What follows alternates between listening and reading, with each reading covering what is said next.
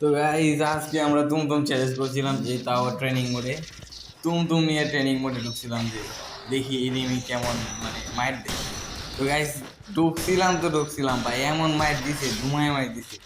তুমতুমের সাথে যে মানুষের এত শত্রুতা, ক্যারেক্টার এটা ড্রেস আপটা দেখলেই সবাই ধুমায় মাইট দেয়। এটাই বুঝি না খেললে গিয়ে মাইট দেয় ধুমায়। আয়সা গেমে ডুই তুমতুম লইয়া সিএস খেলাই, বিয়ার খেলাই, ধুমায় মাইট দেয় একদম। পুরা একদম আওলা এলাম মাথা, খেলাই যায় না কেন।